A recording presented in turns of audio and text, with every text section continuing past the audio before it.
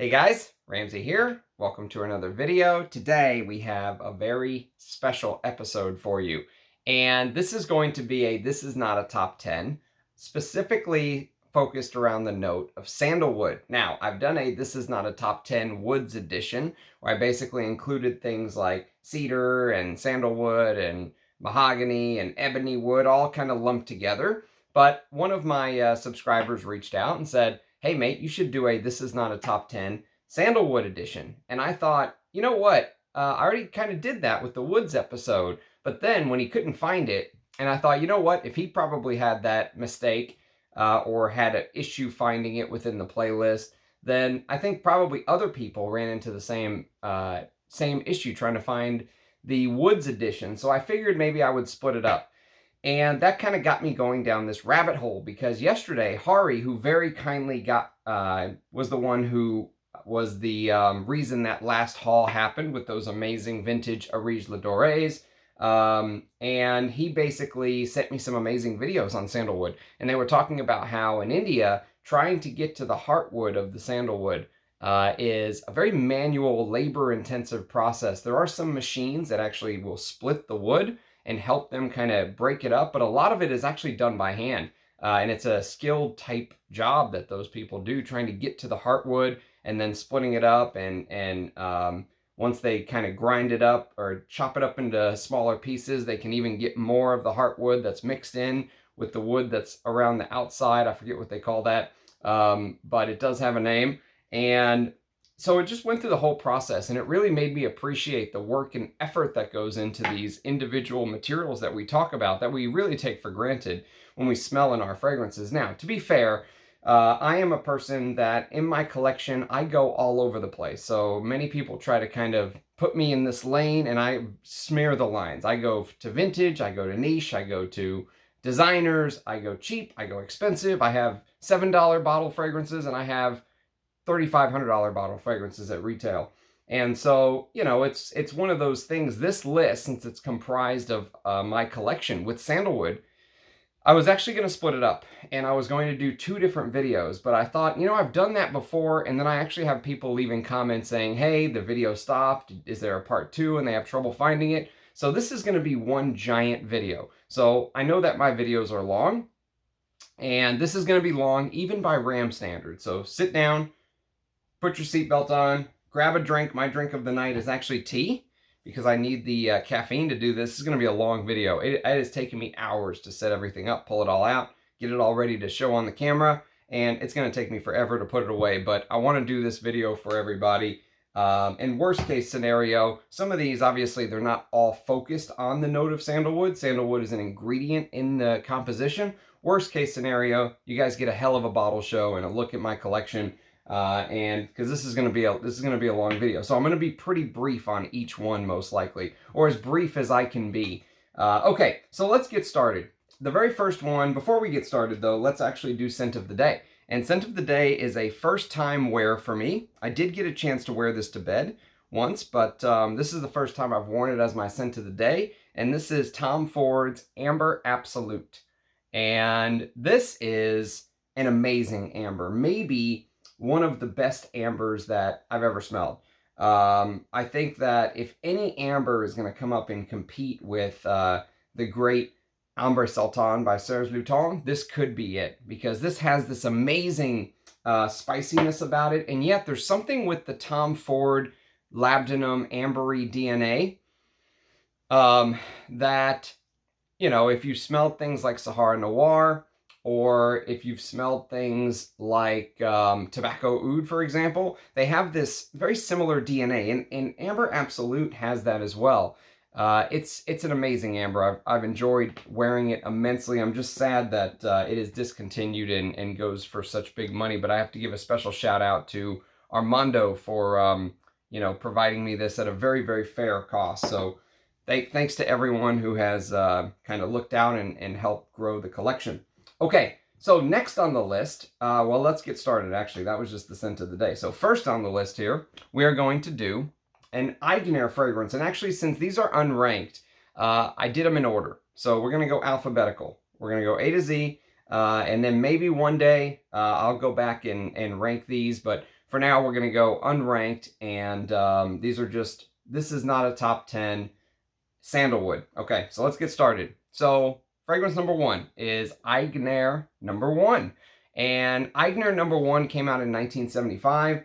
It is discontinued, but it's a beautiful 70s masculine. If you like those 70s masculines, that sort of spicy, unsweet fragrances, this has a little bit of galbanum and it's a little bit green. The sandalwood and the iris are in the heart, so it's still posh, but it has that sort of 70s rough and tumbledness about it. I absolutely love it. It's kind of leathery.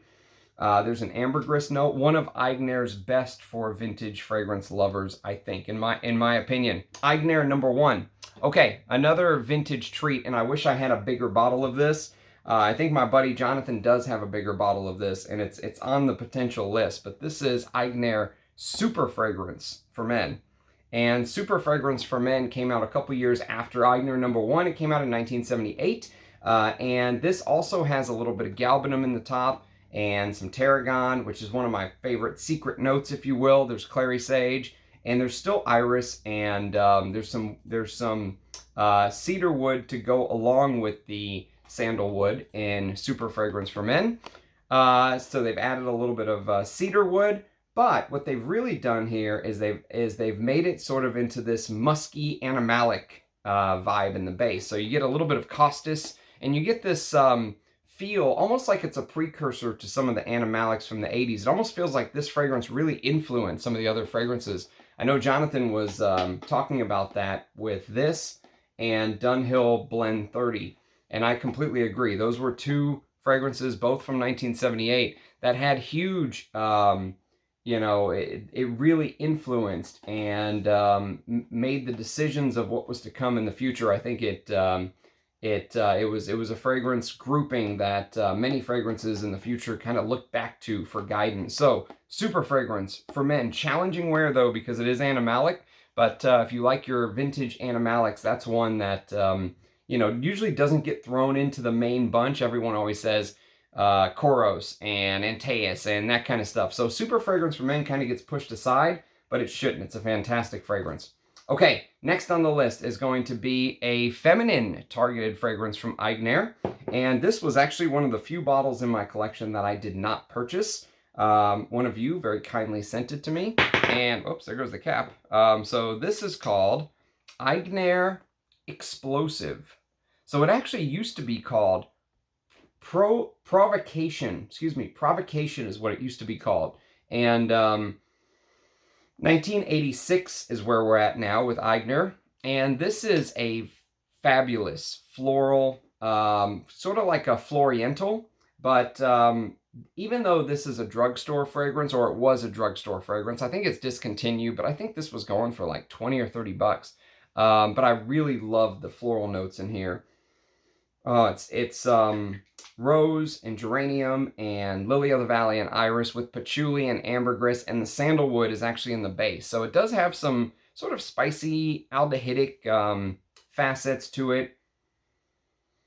But that floral heart is definitely the star of the show. But if you're a guy, don't overlook this. I would definitely put this on the to sniff list. The way that they did the feminine fragrances in the 80s, completely different from what you would expect on a feminine fragrance today. Give some of those old 70s, 80s, even going back 100 years, give some of those old Guerlains that were targeted towards women a chance. They are fantastic.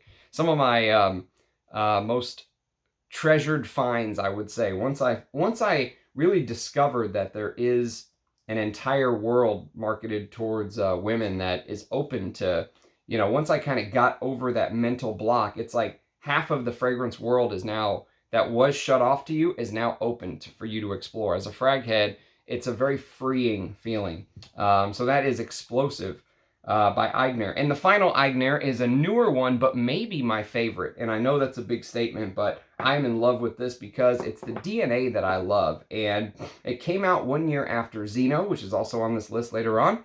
But it's called Free Life. And Aigner Free Life came out in '87. And so it's lavender, muscat grape. There is a muscat grape note in here, which is a very strange note for a perfume, and I can't say I really get it, but you will get a little bit of this I guess, a slight fruitiness with this rosewood in the top, and the rosewood is absolutely stunning, one of my favorite notes. The sandalwood is in the base here, and the sandalwood comes across as very creamy and spongy and slightly milky. Oh, it's a beautiful fragrance. I love this stuff, but I love this DNA. This can easily get lumped in with the Guerlain Heritages and the Escada Porhoms and the Zeno Davidoffs and, you know, those kind of fragrances I talk about all the time. YSL Jazz, I would lump them into those late 80s, early 90s fragrances that I absolutely love. The only thing I wish is I was able to get a bigger bottle. This is only a 30 ml and it's only half full, but I'm very grateful to have what I have. Okay, because I got it for a great price. Okay, next on the list is going to be some Amouages. So I'm going to turn around and grab these. There's only so much space on my desk, so I had to make room. So the first one is going to be Epic Man. And Epic Man, if you can see the box, I don't know if you can see it. My chair's kind of in the way, but Epic has this almost like this old wood grain looking box to it. And I love this DNA. It's frankincense with a lot of spices, basically. You get cumin, nutmeg, cardamom, saffron, myrrh, geranium, leather, oud, castoreum in the base, and the sandalwood is in the base with the cedarwood. So there's sandalwood, there's cedarwood, it mixes with that oud, and the fragrance basically reminds me of taking a, imagine you're in the desert, in the middle of the night, you were in like a camel caravan, on the Silk Road, traveling back and forth, and someone's telling stories, and to make their point on the story, they grab some of those spices that the caravan is conveying, is moving across the desert, and they kind of throw it on the fire. And once those spices get thrown on the fire, the spices sort of erupt in this green aura, let's say, almost like Aurora Borealis green, and it's just, I think it's a fantastic fragrance. And look, I've had this for, I don't even know. I got this probably 7 years ago, is my guess. This is the Made in Oman version. And look how little I've used. This is a strong, strong fragrance, but it is, I think it's one of the underrated Amouages. Epic Man. Okay, next on the list we have its counterpart, which I only recently discovered last year. And I have to give a special shout out to Euro Rose and a couple other people were really pounding the table for me to try this. And I'm so glad I did. And I'm also so glad I was able to hunt down an older bottle.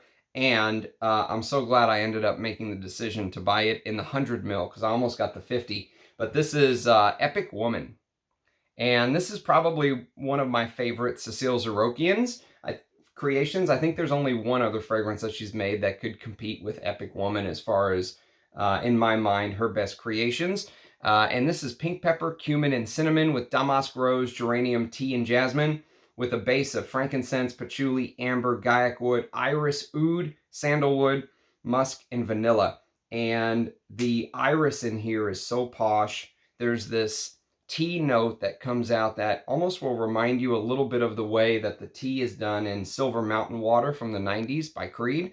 It has a little bit of that tea to it, but imagine Silver Mountain Water tea, but with Amouage incense. And it's just absolutely beautiful. One of the fragrances that when I finally ended up discovering what this was, you know, I almost like punched myself in the face for ignoring this for so long just because it was Epic Woman. And that's why I say a whole other world of perfume opens up for you. Many of this women masculine thing is marketing, is what it is. It's marketing. So once you get past that, all of these amazing scents open up to you. You can see the whole spectrum of scents. So Epic Woman by Amouage from 2009. And I have a comparison video on my channel about Epic Woman versus Epic Woman, or Epic 56 as they call it, one of the exceptional extras. I mean, I like that one, but it's just not worth it for me since I have a full bottle of Epic Woman. Okay, next on the Amouage list, and there is a lot of them that use sandalwood, and this is Fate. Fate Man. One of the most beautiful bottles I think ever concocted. They sort of copied this bottle a little bit whenever they did Portrayal Man, but those two bottles with that almost oil-like spill sheen is just fantastic. And This one, so this is probably one of the most divisive amouages because many people called it a cumin bomb when you first spray. And there is a little bit of a cumin bomb-like effect. It's probably the most cumin-heavy fragrance I can think of. In fact, if I thought of one fragrance that would be Rich Mitch's arch nemesis because he hates cumin, this might be it. It is drastic cumin for the first 15 minutes. But the problem that people ran into by just calling it a cumin bomb is they missed all of the beautiful dry down that happens. There are layers to this. You can peel back the layers and you can really appreciate the art that went into creating this. There's also saffron, absinthe, ginger, mandarin orange, everlasting flower or immortelle, frankincense, copaiba balsam, rose, cistus, lavender, licorice, beautiful licorice note in here, one of the best, labdanum, cedarwood, sandalwood, musk, and tonka bean. And you notice that cedar sandalwood combination is very common with Amouage. With that incense here, it's mixed with resins and that cistus labdanum, which can sometimes be pretty, thick, sort of like the labdanum I was talking about earlier in Amber Absolute by Tom Ford. That labdanum can be pretty thick. And here, that thick labdanum, cistus labdanum, mixes with the licorice to give this, this very very inspiring and different dry down, I would say. Yes, it's challenging. Yes, that opening, I've heard some people say it smells like a Indian restaurant or, it's a very heavy curry cumin-like note. But it does fade. And as somebody who likes challenging fragrances, this was almost a love for me instantly. I never needed to fall in love with this. It was almost like an instant love. Okay. Next on the list, this video is going to be 5 hours long. Next on the list, we've got Amouage Gold. And Gold is from 1983. It's actually the fragrance that launched the house, Gold Man and Gold Woman, and Guy Robert created both. And this is one of the made in UK versions. Amouage basically shut down the made in UK plant now, so they're all made in Oman. But this is an animalic floral with civet, and the sandalwood is in the base. Yes, it's challenging, but again, I would highly recommend getting your nose on Gold Man. Don't read what you hear online. A lot of the stuff that is written about that fragrance is absolute rubbish almost. Okay, next on the list is going to be a fragrance that, according to Parfumo, came out in 1993. And so it was kind of like a flanker, I think, of Amouage Gold. It's called Gold Gentleman's Cologne or Gentleman's Eau de Toilette. I believe they're the same thing. But Parfumo says it came out in 1993. And you know what? It makes sense to my nose because when I smell this, it feels like they toned down the civet. If not, I don't think they removed it completely. But the civet note in the regular gold, I much more prefer. It's actually more animalic. This is a little bit more powdery. There's this very traditional Amouage jasmine, rose, and ylang-ylang combination with sandalwood, amber, and beautiful Omani white frankincense. But when I say it feels like sort of a cologne-style flanker from 1993, it's because it wears a little bit lighter on my skin. Like I could easily wear this in summer, whereas I would probably save Gold Man for winter. Okay, next on the list, we have Interlude Man, the Blue Beast. And again, thanks to Armando, I was able to secure a snap cap version of Interlude. And my God, this is a 24-hour fragrance. It lasts forever. But I will say that my version of Interlude, which was the magnetic cap, but it still said Interlude on the side like this, which it's back there somewhere. But and it said it on the collar, but it was the magnetic cap. For the first 7 or 8 hours, the fragrances seem very, very similar. It's just that this one just lasts forever. But this is oregano, pimento, bergamot, frankincense, apopanax, amber, cistus with leather, oud, patchouli, and sandalwood. And the sandalwood in the base is sometimes really overshadowed by some of those heavier, more resinous, this is all resins, smoky resins and balsams. But if you have been in FragCom for any amount of time, you know the Blue Beast. It's legendary. They actually did a flanker of the Blue Beast called Black Iris, and I was really against getting this fragrance because I didn't think Amouage should be doing flankers, but I did end up getting it for a good price, so I decided to pull the trigger, and I'm glad I did, because with Black Iris, what they basically did is they removed the opening of oregano, which kind of put some people off, and they added this rosemary violet leaf accord, which makes it more traditionally masculine, and they amped up this Orris Absolute, this Orris Concrete, if you will, to make it a little bit more wearable. And it does feel a little bit more wearable. I don't know if I needed a more wearable interlude, but that's kind of what this is. So you could even say interlude for the summer, but I'll do a comparison video one day. One day I'll get around to doing a comparison video there.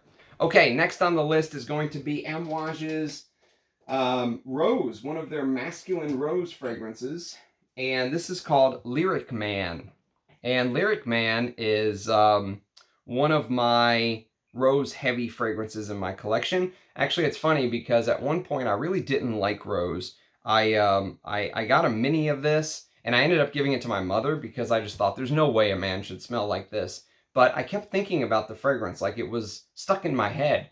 And, you know, I kept wanting to go back to it.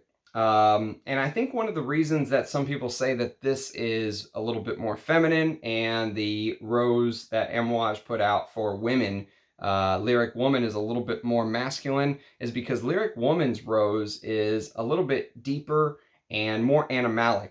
The oriental notes tend to kind of shine through a little bit more in that one. I actually did a review of Lyric Woman if you want to check it out. With Lyric Man, it feels more soapy, and it feels like there's some pine, there's some galbanum, there's, you know, the rose feels a little bit fresher. And I think historically, that fresh rose has been used in feminine perfumery.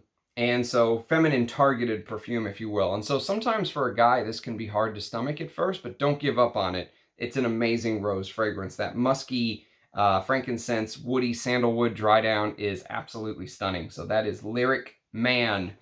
Okay, next on the list.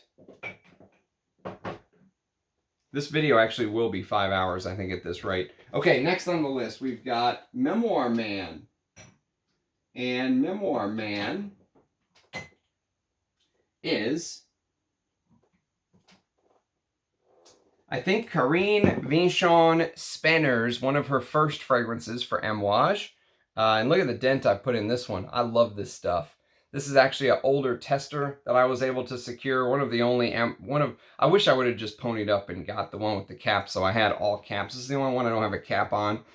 But this is smoky, woody, and very, very green. It's almost like being in a Dr. Seuss book, like a forest in a Dr. Seuss book is how I describe it. The lavender is beautiful, but as far as actual sandalwood dry downs go, this is one you can put a star next to.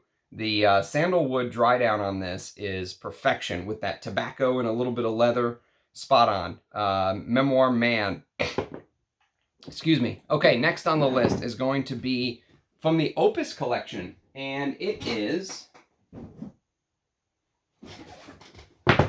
Amouage Opus VI. So I ended up getting this because I wanted the older version, and I'm very glad I did, because there's rumors that this is actually discontinued now. It's not going to port over to the new Opus collection. They put them all in these bottles, basically, with this graphite-like, you know, cover. And Opus VI is... So Opus VI is the creation of two all-star perfumers, Pierre Negrin and Alberto Morillas. And so they worked together to create a fragrance that was supposed to smell like oud without using any real oud, or without using an oud accord, if that makes sense. And so what they did is they used frankincense, pepper, laurels, patchouli, nagamatha, silk vine, ambranum, sandalwood, gumrock rose, and Z11. And sandalwood in this is It's mixed with that Nagamata. This is probably one of my favorite Cypriol fragrances. It's earthy and it's smoky. It's beautiful. Yes, it is a little bit synthetic, but I love this stuff. So glad I was able to track down a bottle at a decent price, because I think once word got out that this was being discontinued, prices have really gone up on Opus 6. Okay, next on the list is Overture Man. So Overture Man came out in 2019, and I think it was one of, not the last one, but one of the last fragrances from Christopher Chong. And I got this bottle actually direct from Harrods as soon as it came out. It's spicy, it's woody, it's one of my favorite cognac fragrances of all time. It's cognac and cumin and grapefruit in the top. The grapefruit makes it slightly, even though it's such an insane fragrance, that grapefruit adds a little bit of this designer wearability to an otherwise just insane fragrance. There's animalic notes, there's saffron and cardamom and nutmeg and geranium and myrrh, and you know, the people that were saying Amouage is dead, this almost like shut them up. I mean, this is like Amouage is back at this point in 2019, and then of course after Christopher Chong left, they just nosedived directly into the mountain. But the frankincense and sandalwood and leathery notes, clary sage is in the base of this. And just look at that juice color. I know food coloring can be used, but it's gorgeous. I love the presentation too, with that with the bottle and the, you can sort of see, it almost looks like on the box, like, you know, the you can almost see that it looks like the curtain coming down at an opera. Beautiful. Overture Man. One of my favorites from Karine Vinchon-Spenner. And finally, a couple more in Amouage and we'll move on to the next house. This is Reflection Man. So Reflection Man is a Lucas Suizac, who's the son of one of my favorite perfumers of all time. And this is this powdery, sort of floral fragrance for men. There's a lot of neroli and jasmine and iris and ylang-ylang and stuff like that. And they've used traditional rosemary, which is a traditional masculine note in the top, with sandalwood and cedarwood, again, that Amouage combination with vetiver and patchouli. And it is a little bit powdery. It has a little bit of this clean laundry-like sheet accord, but there's a couple fragrances in this genre. If you've ever smelled Fleur de Mal by Le Mal, that's sort of in the same category, but I actually much prefer Reflection Man. And I like to wear this in the summer, believe it or not. Okay, one more Amouage, and then we'll move on to the next house. And the final Amouage with a sandalwood note is Amouage Silver Cristal. So Amouage Silver Cristal is discontinued. They actually discontinued this. This is the old Amouage bottles. This is classic Amouage DNA. That rose and ylang-ylang you'll smell over and over and over in their older fragrances. And here, that rose ylang-ylang combination is mixed with cloves and spices, and the sandalwood cedarwood combination with that frankincense. And they've added a little bit of gaiac wood, which here smells slightly smoky. So you get a little bit of this barbecue-like gaiac wood with traditional frankincense. It is, it's beautiful. I love the way Amouage did their fragrances from back in the day. Okay, let me put these Amouage fragrances away because I don't have room for them to stay up here. And then we will continue on to the next house. You guys go back to your home. Okay, Overture and Opus VI. You go back to your home for now. Okay, so next on the list we have a fragrance from a house that used to be a cheapie, but I think this is now discontinued. And it's a shame it's discontinued because I think it was the best from the house. This is called Animale Animale. So be careful because Animale for men is one fragrance. Animale Animale for men is another fragrance, and that confuses people all the time. This is Animale Animale for men from 1994, and this came out a couple years after Thierry Mugler's Angel came out, and you can really smell Angel's influence on Animale Animale. because here you get a lot of patchouli, vanilla, honey, tobacco. There's a little bit of pineapple. There's this gourmand-like effect that was popular in the early 90s because of Angel, because of the firestorm that Olivier Cresp set off whenever he created Angel.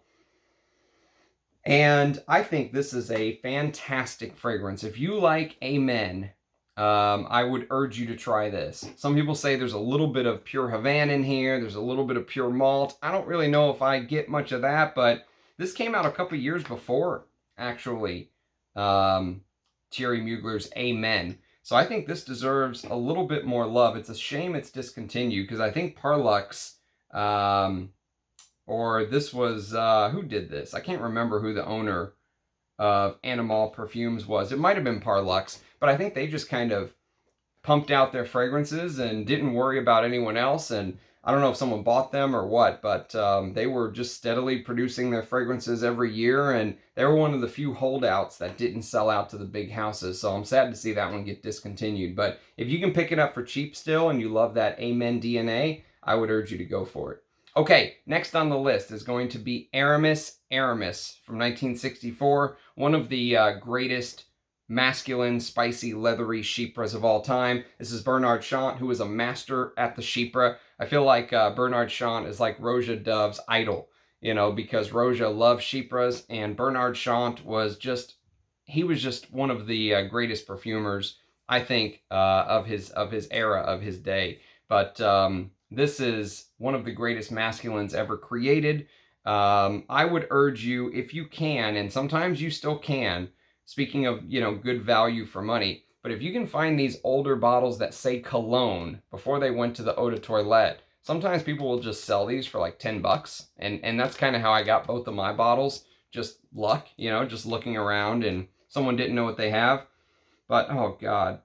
So there's a little bit of this like Eau de Hermes cumin in the top of this too. Interesting, because this came out, you know, 15 years or whatever it was, 14 years after Eau de Hermes. But there's this Eau de Hermes cumin with that Bernard Chant aldehydes, that only he does aldehydes like that. I've never smelled another perfumer who uses aldehydes the way Bernard Chant does. There's thyme and artemisia and clover, clary sage, cardamom, and clove. So it's very spicy, but it dries down, very leathery and slightly animalic from the tree moss and the castoreum. So this leathery castoreum, the way they used to make fragrances back in the day. Oh, so good. Okay, next on the list is going to be Aramis 900. And this is a spicy floral based fragrance. The rose is sort of the star of the show here, but it's also an animalic rose. So you're going to get Civet. Came out in 73. And so you're going to get Civet, but you're going to get the sandalwood in the base here with the oak moss and vetiver and a little bit of rosewood. So rosewood with rose. It's a beautiful fragrance, but it can be a challenging wear for some people because of that old school Civet note. They did not hold back in these vintage bottles. I think the newer bottles may have been a little more, you know, tweaked for the modern nose, you could say. But I do think that Aramis does very good reformulation. So if you're not into hunting down vintages, the modern version is quite nice. Okay, next on the list is going to be some Areej Le Dorés, a house I've been absolutely infatuated with over the last year. And a couple of my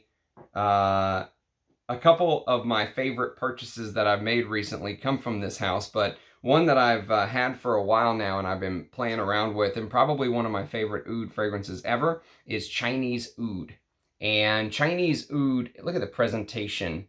You know, one thing to say about Russian Adam and Areej Le Doré is he puts time and effort into the presentation. And I think that's important because most of the time, what's your fragrance doing? It's sitting on the shelf.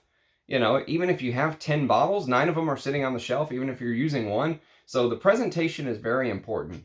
And this is like this woody, smoky oud that many people, I think, overlooked at first because it doesn't punch you in the face in the very beginning. It sort of starts off like a, you know, it doesn't start off like a Lamborghini where it jerks you back. It kind of starts off like an S-Class Mercedes, and it just slowly very smooth, almost like you can't even feel the gears shifting. It just slowly gets you up to speed, and before you know it, you're going 100 miles an hour. And that is Chinese oud. It is the mixture of the oud with the Mysore sandalwood. And speaking of putting an asterisk next to fragrances, the Mysore sandalwood in the base of this is stunning. Milky and creamy. With that oak moss and patchouli, what a fragrance. And speaking of Mysore sandalwood, there is a Attar that he actually came out with, and I have to give a shout out to one of my subscribers. Ajay very kindly sent this to me. He said his wife didn't like it, wanted me to have it. I need to do a review of it on the channel, but this is Civet Balm. And Civet Balm is exactly that. It is a civet balm in 2 other ingredients, rose water and Mysore sandalwood. And if you just want to smell, honestly, like if you want to smell proper Mysore sandalwood, if you want to know what the real deal Mysore sandalwood smells like, this is one to get your nose on. Because it's Ethiopian civet with Mysore sandalwood and a little bit of rose water. It is, the sandalwood note is spot on, and Russian Adam sent me some different types of sandalwood, and one of them was a proper vintage Mysore sandalwood, and I put that on my skin. I've had this on my skin, and the Mysore sandalwood note here is phenomenal. Okay, next on the list is a fragrance I wish I could find a full bottle of, but for now I'm enjoying my decant. I actually chose this as my birthday scent of the day, and this is called Ottoman Empire. So Ottoman Empire is huge. The name for it is perfect. I mean, it is like smelling an empire at the height of its power. There's a ton of different types of rose: Afghan, Bulgarian, Georgian, Indonesian rose, absolute. There's frangipani water, there's jasmine, there's white rose, there's cardamom, and there's all these types of ouds and saffron, ambers and myrrh and oak moss and sandalwood in the base. And the sandalwood in the base, what a creation. I mean, sandalwood works as a beautiful base, and a lot of times you'll smell it into the dry down. So as some of those spices and florals kind of, as some of them burn away, the sandalwood will stick around on your skin. And remember, sandalwood is not meant to be this huge. People think, oh, Mysore sandalwood, that means it's going to smell like a Parfums de Marly fragrance. No, nothing like that at all. Real Mysore sandalwood smells very soft and gentle. It's almost like a scent you would smell in a temple. It's very relaxing. And that's what a lot of people, I think, confuse sandalwood with. When they think of sandalwood, they think of this modern, very punchy sandalwood. And many times when you smell the real thing, it's not that at all. It's a very smooth and contemplative scent to my nose. Okay, next is another one I wish I could find a full bottle of, but again, I'll be very happy with nursing this decant for a little bit. One of my favorite oud fragrances of all time. This is called Oud Zen. And I think if I re-ranked my oud list, this would be number 1. This would be ahead of Bortnikov's Oud Maximus. God, this very resinous oud with turmeric and multiple types of oud, but with castoreum.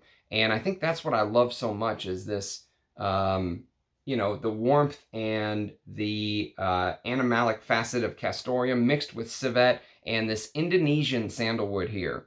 And I can't tell you I know what the difference is between Indonesian sandalwood and regular sandalwood. I'm sure someone could leave it in the comments. But what they've done here is they've mixed it with resins like a Papanax and Tolu balsam. And there's a little bit of this Russian oud vibe. So if you know that lava-like resinous note that he did so well in Russian oud, it's a little bit here in Oud Zen. I know this is very hard to find, but as an oud lover, if you like resinous oud with an animalic touch, this could be your grail scent.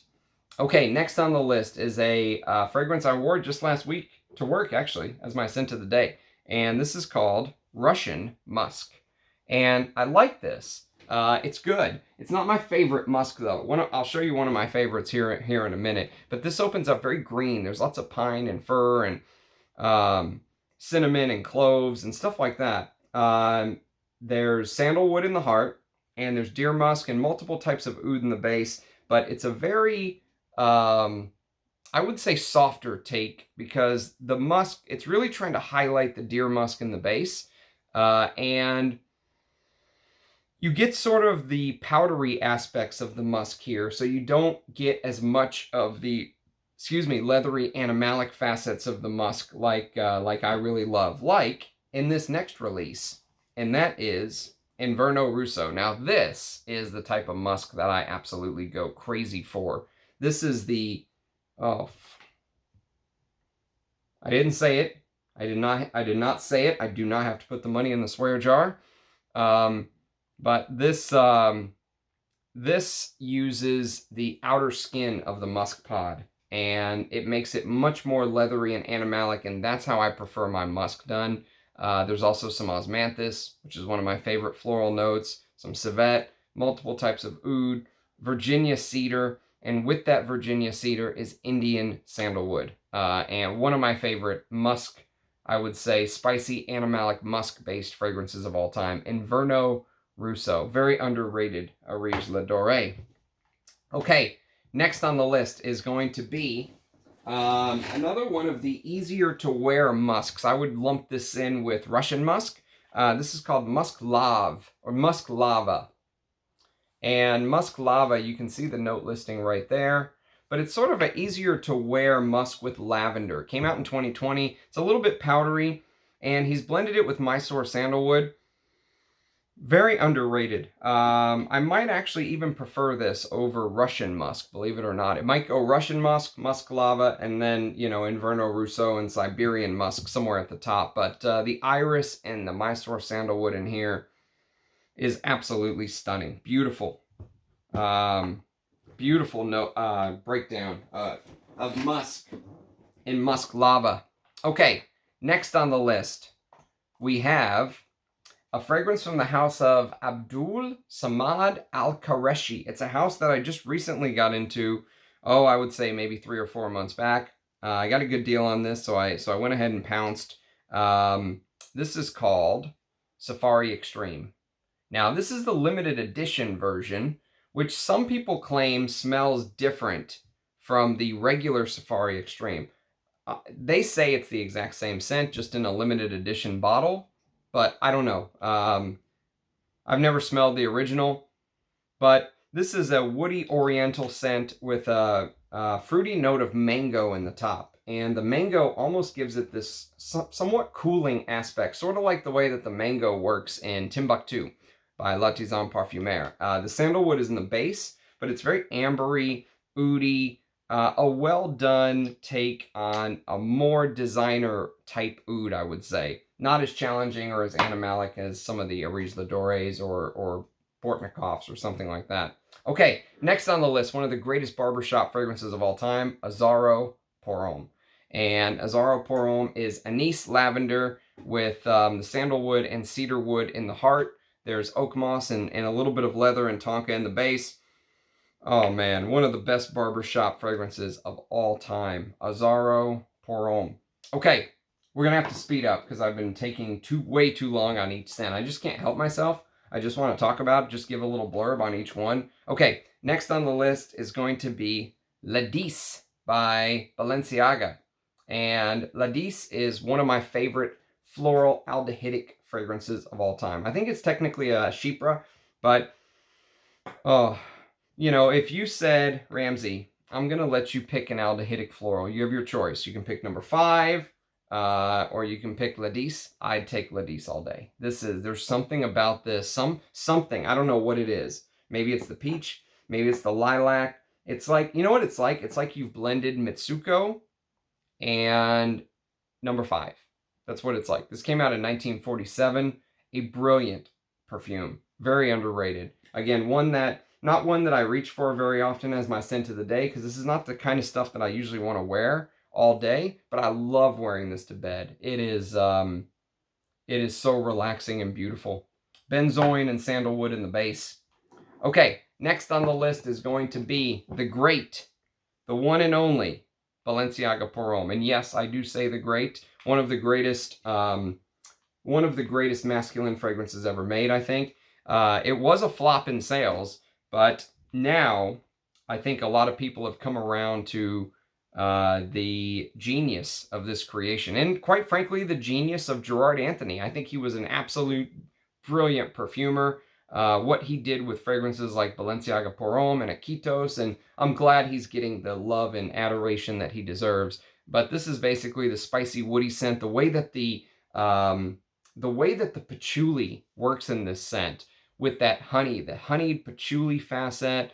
There's a little bit of lavender, a little bit of benzoin and vanilla, and sandalwood in the base. But if you look right here, Thomas from Early Greek said that this fragrance can only be described by the word obsidian. And if you know the obsidian rock, you know, it's like there's some depth to it. You can't see through it, right? It's that kind of, and if you look at the cap is a perfect kind of representation of what the fragrance gives you. And the one of the star notes in here that doesn't get enough talk, I think, is the cinnamon. The way that the cinnamon kind of blends with that patchouli. Wow. Love it. Fantastic. One of my favorites to wear. And I could wear that in any season. I could wear that in summer. I could wear it in any season. Balenciaga Pour Homme. Okay, next on the list, staying with Gerard Anthony from the year 2000. So we're a decade later now. And this is Cristobal Pour Homme. So Cristobal Pour Homme is, you have to remember what this was competing against at this time. It was competing against things like Givenchy Pie, which came out a year before this. So there's some coffee and tea in here. Speaking of tea, I need a sip of my tea. You guys are we're 45 minutes in. I swear we still have at least 2 hours left.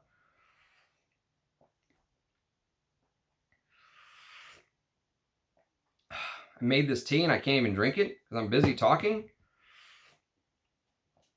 Okay, thank God for the Yeti cup to keep it warm for me.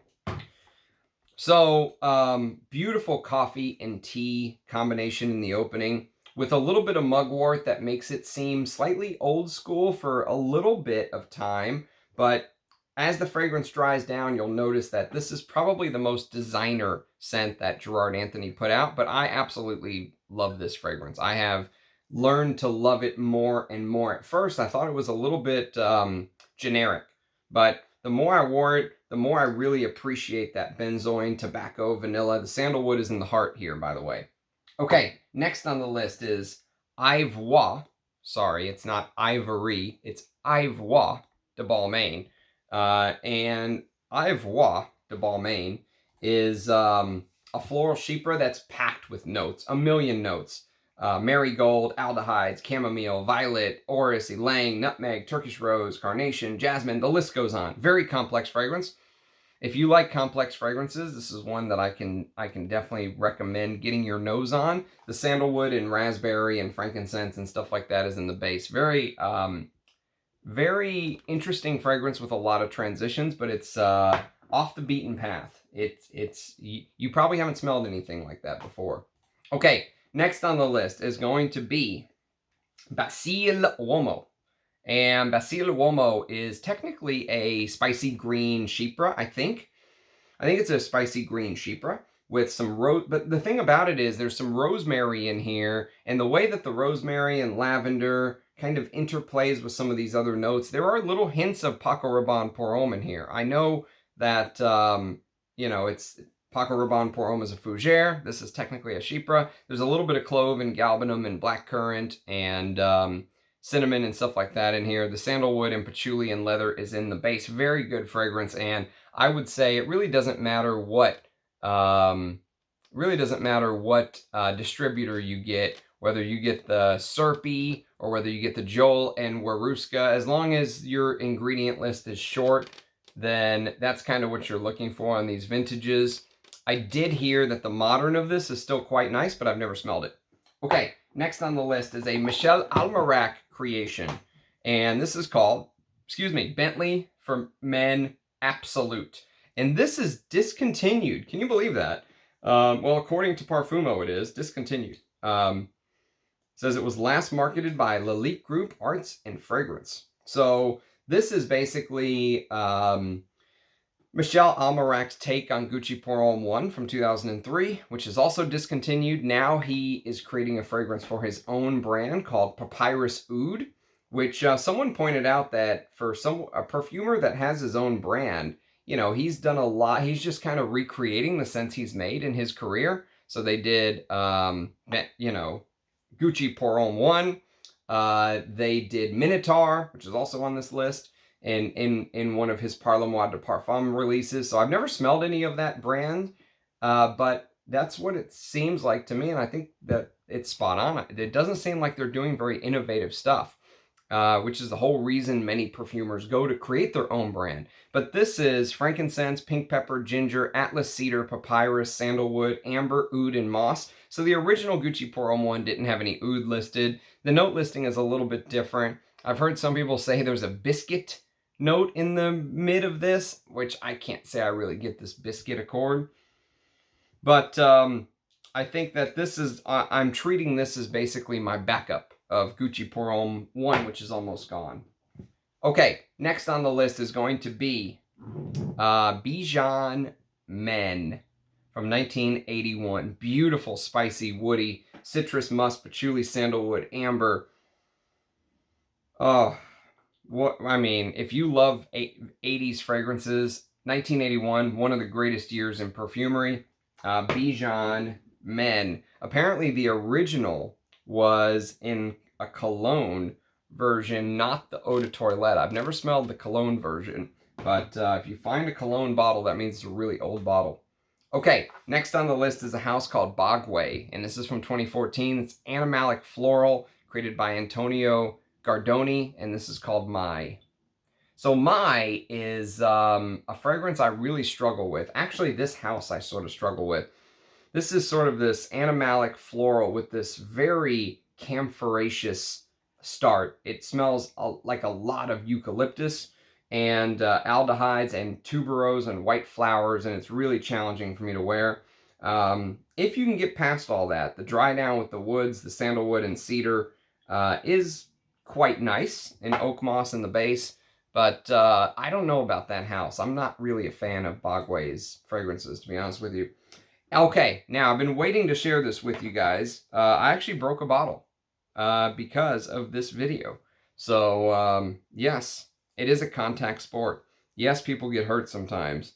And so there's the proof in the pudding right there. Look at that. Just chip the bottle. So luckily the juice inside, you can tell these Bois 1920 bottles have some thick glass. So I think it'll be okay in there. But this is Real Patchouli, which is discontinued in EDT. So yes, it has a battle scar. It's a hard knock life out there, folks.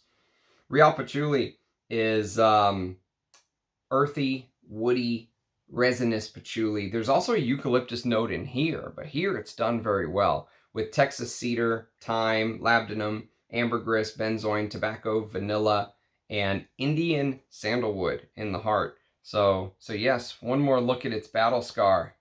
The chicks love scars.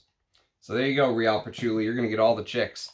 Okay, next on the list is going to be Bois 1920 Extreme, another discontinued Bois 1920 fragrance. And well, I must go back and say that Real Patchouli is not discontinued, but it is discontinued in the Eau de Toilette. The Eau de Toilette is discontinued. Now they only issue them in Eau de Parfums, which go watch my brother Rich Mitch's video on the comparison. Basically, he ordered a 1920 Real Patchouli Eau de Parfum, and inside of the Eau de Parfum box, or Eau de Toilette box, an Eau de Parfum arrived. And he says it wasn't the same, that he was very disappointed. So, and I trust his nose. Okay, so Bois 1920 Extreme is completely discontinued though. And it's sort of Bois 1920's take on a fragrance like Zeno, or for example, like Free Life. So these fragrances from the 80s, Bois 1920 was sort of recreating that DNA. is what this is. But they've really amped up the patchouli and bourbon vanilla and Brazilian tonka and sandalwood and cedarwood and lavender. I love this DNA though, so I really can't hate on them making a version of a fragrance DNA that I love. But I think I just love the older versions more. Like, I'd rather wear that Aigner Free Life over Bois 1920 Extreme. I'd rather wear Heritage over Bois 1920 Extreme. That kind of thing, you know? Okay, next on the list, the final Bois 1920, and this is Vetiver Ambrato. And this is a very underrated vetiver fragrance. It does have some powdery aspects because there's some vanilla and benzoin and a little bit of tobacco, labdanum, and amber. And it has slight hints of Shalimar. Very slight hints of Shalimar because of the way that the amber is done. And there's some bergamot in the top with... what differentiates this, though, is there's some clove and artemisia and stuff like that. And the sandalwood is in the heart here with lavender and patchouli. And it's a beautiful ambery fragrance with vetiver. Okay, next on the list is going to be a Bortnikov. A couple Bortnikovs, actually. And let me just reach back here and grab them, since I don't have very much space here. Okay, so the first one we're going to talk about is this. This is Mysterious Oud. And Mysterious Oud is sort of Bortnikov's take on a... I do love that. It's Bortnikov's take on an Oriental, but with a lot of oud notes and some castoreum. And this has really climbed up my chart of favorite Bortnikovs. You know, I wore it a couple times more, and someone was asking, who the hell would go through 50 mils of Bortnikov juice? Well, I've only worn this, you know, 3 times, and look at the dent. So yeah, I do spray away even with these. Amber, orange, cardamom, bergamot, cinnamon, nutmeg, pink pepper, myrrh, castoreum, clove, jasmine, rose, tonka, Indian oud, apopanax, oud, sandalwood, labdanum, cedarwood, tolu balsam, lotus, and vanilla. And you know what's interesting about this is I was looking through some of my Bortnikovs, and Dmitry Bortnikov does not use sandalwood very often. It's only in a couple of the fragrances. One is Mysterious Oud, and the other is called Amber Cologne. Well, I guess that won't show you. Let's get your head together, Ramsey. Amber Cologne. And so Amber Cologne is probably one of my favorite sparkly summer, spring ambergris fragrances to wear. It is so posh and so... Man, that frangipani note is just piercing and beautiful with the citruses and, you know, that patented Bortnikov cardamom, if you will. There's some jasmine sambac, but the frangipani jasmine sambac combo you would think would put someone like me off. It doesn't. It's beautiful here. Stunning. Stunning. Sandalwood, Virginia cedar, ambergris, and brown ambergris, so you get both. The brown ambergris is a little bit more animalic usually, with Indonesian oud, Sri Lankan oud, and vanilla. And there have been some people that have said the older wood cap version of this cologne is much better than the newer metal cap. Kind of looks like a Roja cap. I don't know. I've never smelled the new bottle. All I can say is this is one of my favorite. You know, if you want to smell posh and it's going to be hot, Amber Cologne is both refreshing and elegant. Okay, next on the list is going to be a Bulgari. And this is Bulgari Black. And I do love this stuff. This is an Annick Minardo. Bulgari Black is leathery, sweet. Apparently it's still available. Thought it was discontinued for a little while there. It does have vibes of...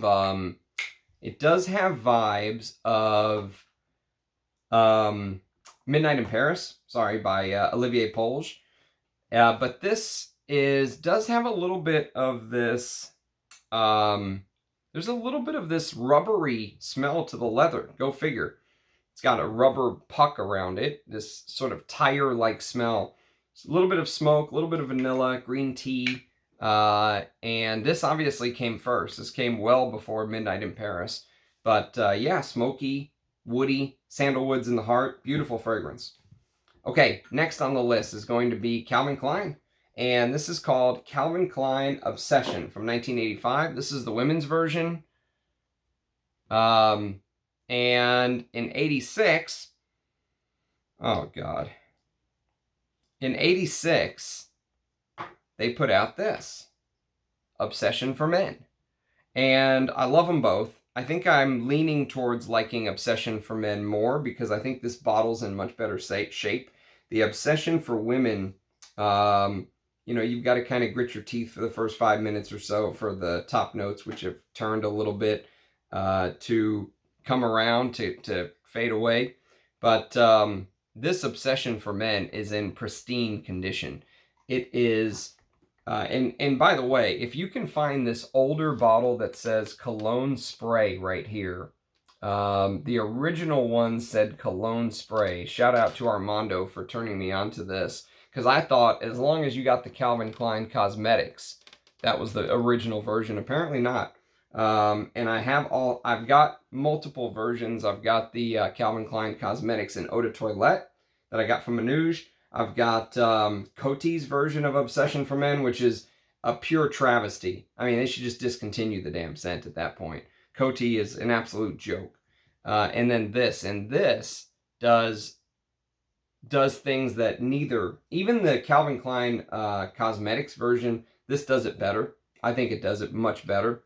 God, just the way that animalic powderiness all comes together. That sort of spicy oriental. There's a little bit of a note of red berries in here with myrrh and clove and sage. The sandalwood is kind of blended in the base with that musky vanilla, that civet-y, ambery. You know, Eugene once told a story about making out with a girl in high school or something, and he was wearing Obsession for Men, and he said it was like there was like a third person there with him. Having Obsession being there and being so animalic and just coming alive as his skin was heating up, it was like having someone else there with him. That's how powerful it was. And I know exactly what he means. It is, if your skin heats up while wearing this just shouts off your skin. It is gorgeous. Beautiful. Beautiful throwback to the 80s. Okay, I know I said I got rid of most of my boxes, and I did. But I found a couple more lying around, so I figured I would show you. So this is Carolina Herrera for Men, and this is the vintage. You can see sort of the short ingredient list there. Alcohol, fragrance, water, and some dyes, yellow 10 and red 33. And spicy, woody, Carolina Herrera for Men is a very fresh sort of take on a tobacco.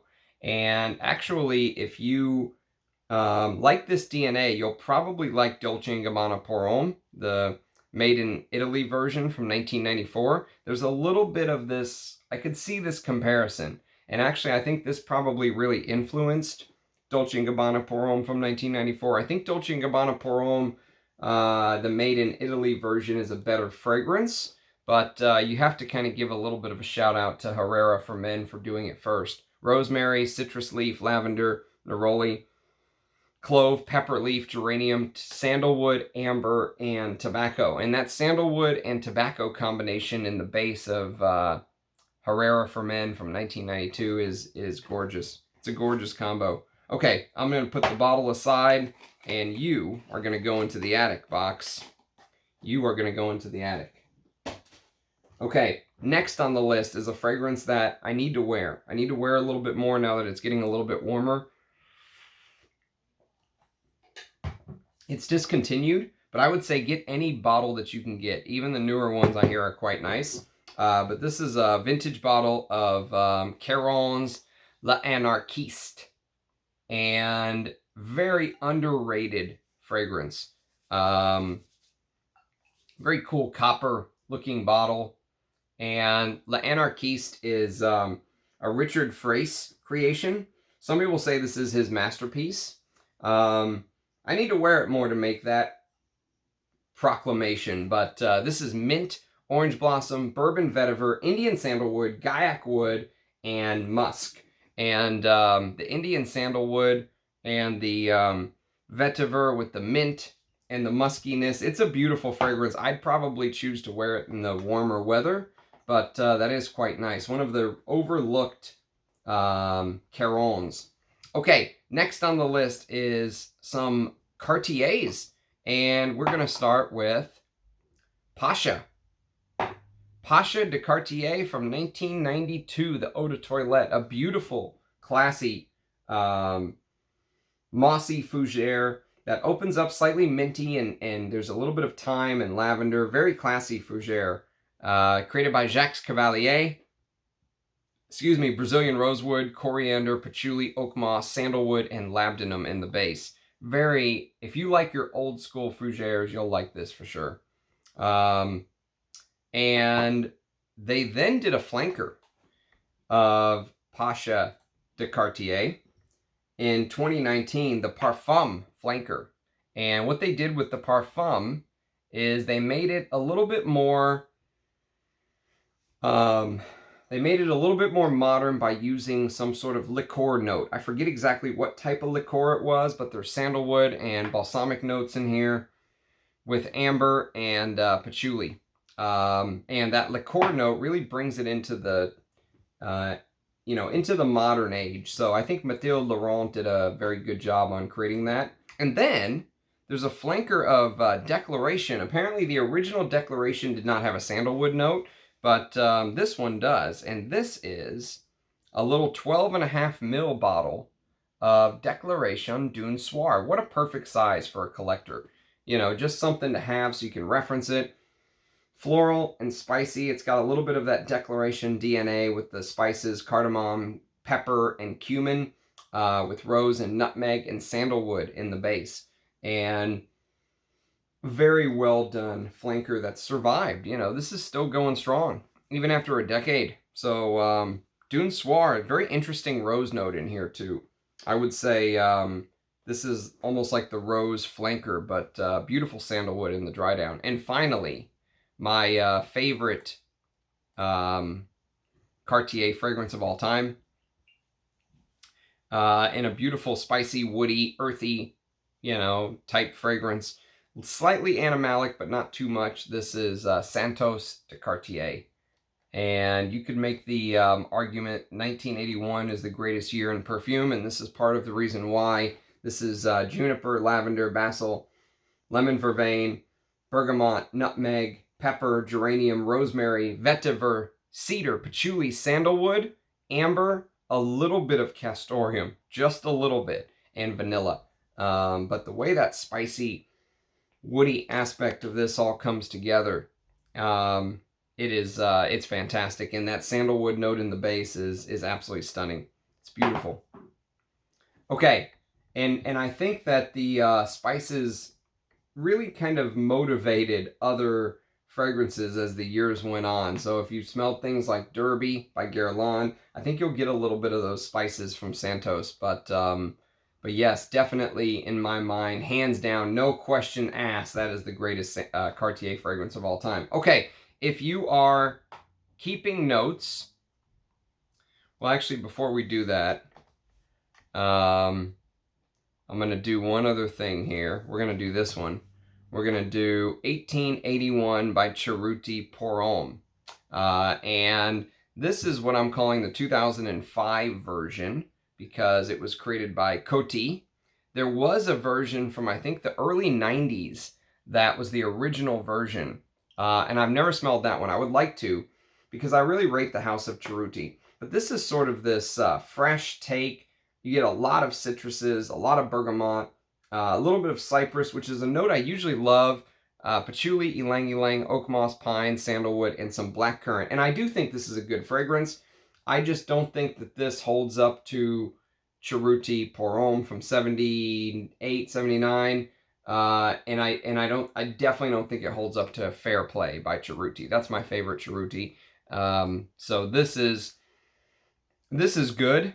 And for summer, I think that this sort of fresh, woody take is an easy, dumb reach.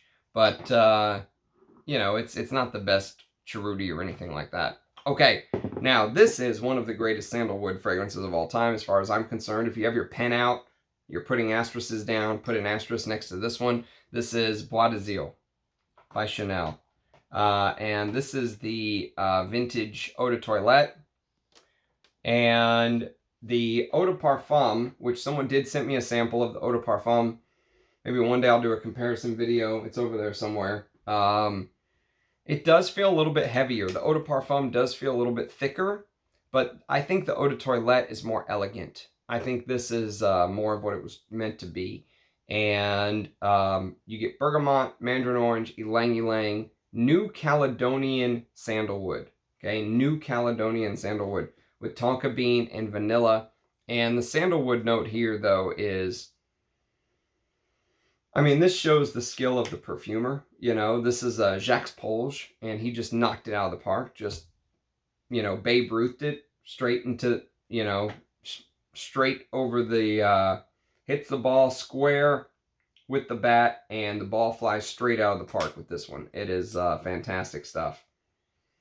Guys, so good. And that sandalwood note is, obviously New Caledonian sandalwood is not like the highest quality sandalwood of all time or anything, but that's what Chanel had to use. They couldn't keep using the Indian sandalwood.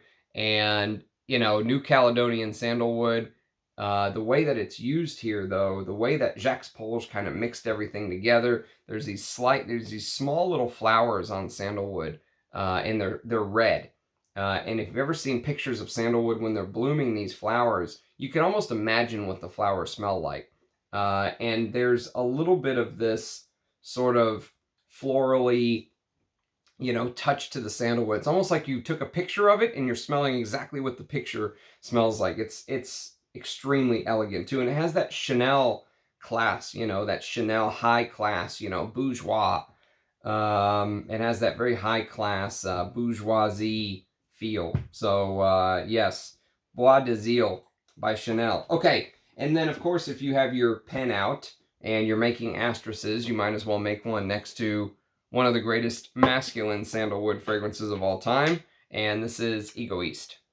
So this is the original Egoiste, and this is the Cologne Concentré. The Cologne Concentré is like Egoiste, but more. You know, it's thicker. It's like taking a couple bottles of Egoiste and shoving it into one.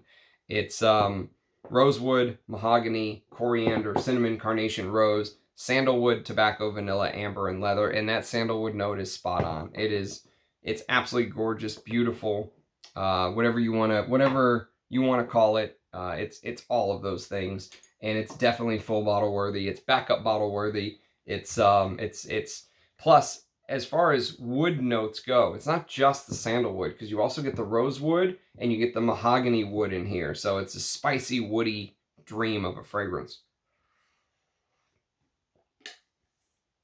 Okay, next on the list we have a Chanel that is not my favorite, but I did pick, which I've got a couple versions of this, and I decided to show Chanel No. 5, Eau de Cologne. This is an old bottle. I'd actually like to get a newer bottle, or one that was better preserved. Let's say I bought a partial here, and I think it's still good. It's just,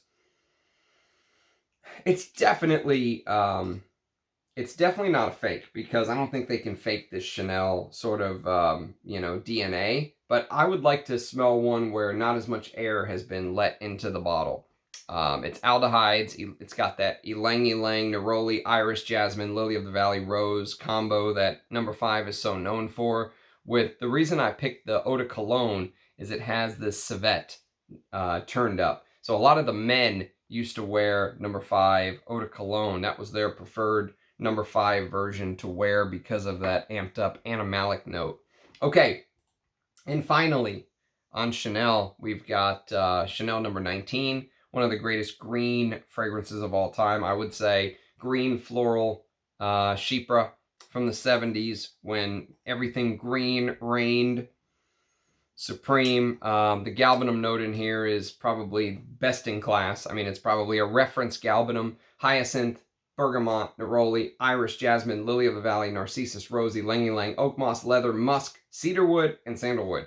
And I'll tell you what, if you love those green fragrances from the 70s, No. 19, it has to be on your to sniff list. Okay, Next on the list, we have some Creeds. And we've got, actually, let's see. Where was I? Yes, here we go. We do have some Creeds. So I'm going to reach over here and grab a couple of these flacons. Oh, man. Okay. So the first one is going to be Bois du Portugal, one of the greatest barbershop fragrances, I would say. Oh, it's so classy. One of the best Creeds. You know, that lavender with citruses and a little bit of green basil in the top. Imagine, you know, if you can imagine what this feels like. It almost feels like a it almost feels a little bit like this high-class felt of a pool table, right? Smooth, like the other side of the pillow, right? That's Bois du Portugal. Pimento, clove, cedarwood, sandalwood, ambergris, and it's got that Creed sparkle, you know. Creed has a little bit of a sparkle, kind of like Chanel has their DNA. Creed has that sparkle too, when they were doing it right. And my hypotheses with this scent as to why this one has remained you know, in such good condition when other Creeds have been absolutely destroyed. It's because when Pierre Bourdon made this in 1987, he was working for Takasago, and they're a Japanese company. And I really feel like maybe they have taken more pride in their work than some of the other companies that have purchased fragrance, you know, brands over the years. Like, for example, L'Oreal does a terrible job at reformulation from my experience. And I think Takasago, since they had to provide the, you know, they had to provide the raw materials for this fragrance to be made. That was part of the contract of Pierre Bourdon making the fragrance, that they get to provide the materials. That they've continued to provide good high quality materials, and they haven't, you know, kind of cut corners or tried to cheap out on costs. That's my guess. I don't know if that's true or not, but man, the way the cedarwood and sandalwood come together here with that sparkly Creed ambergris, whatever it is, salty ambroxan, ambergris, I don't care. I love it.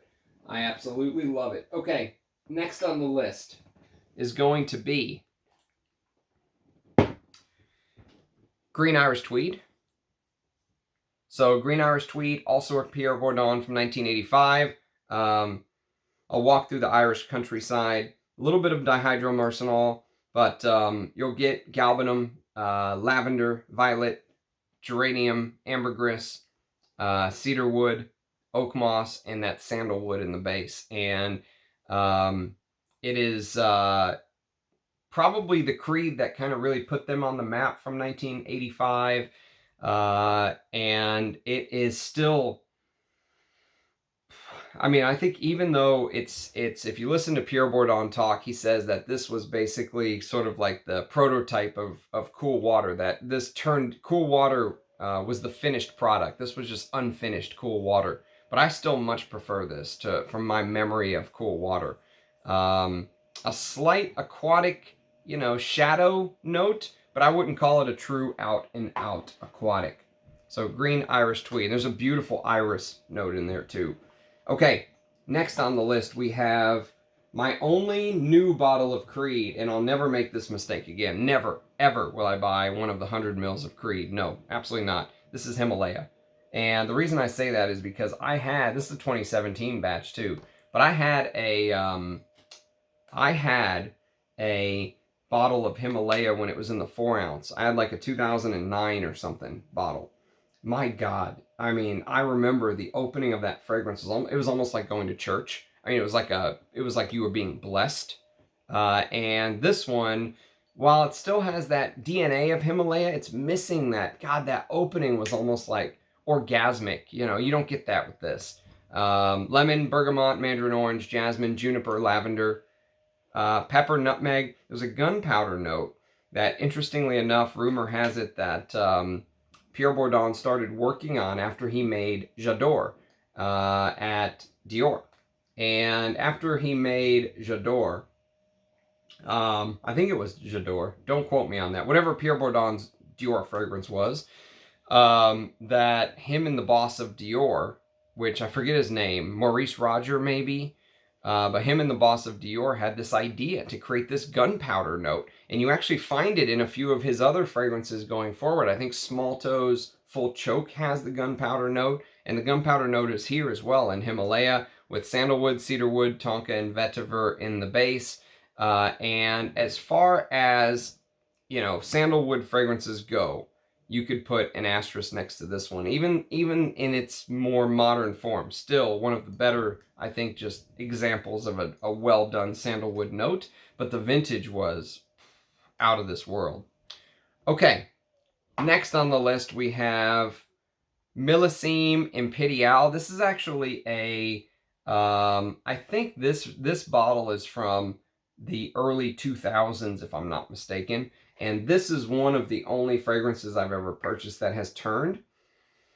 And even this, if you're willing to wait, you know, you definitely get that Millésime Impérial dry down. It's just the first 30 minutes is like, you know, it's like smelling turpentine or something.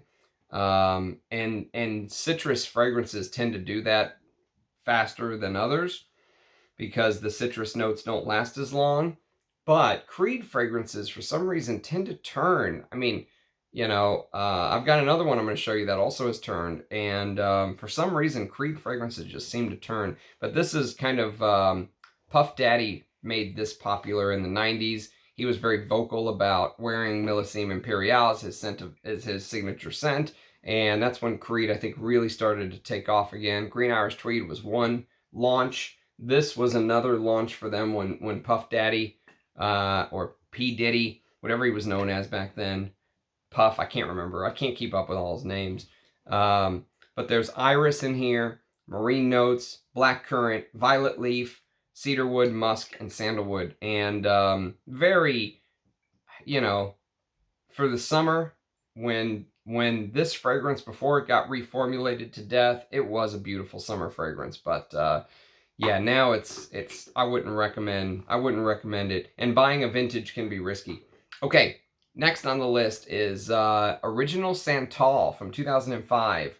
And this is very close to Yop Homme from 89, which Pierre Bourdon claims to have done. But interestingly enough, many of the search engines actually list Michel Almerac. I think they were actually working together at that time is why. But Pierre Bourdon claims that Yop Homme was his creation. And this is Creed's take on that DNA. If you've smelled Yop Homme and you've smelled Original Santal, you'll kind of see the comparison. This is miles ahead of the new Yop Homme, but it's just slightly, I would say, slightly ahead of the vintage. The vintage Yop Homme is very, very good. It still is sweet, but you can really feel the depth that you're missing in the modern. The modern just smells like a cheap sort of, you know, cough syrup. But the vintage has layers. It has depth. It's a good fragrance.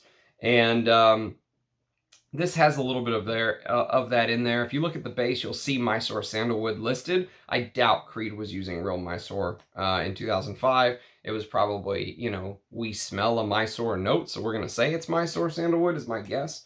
But you can see how much I love this fragrance. This is my second bottle. So yes, it's ginger, orange tree, absolute, pink pepper, rosemary, lavender, peppermint, Mysore Sandalwood, ambergris, benzoin, siam, cedarwood, musk, and vanilla.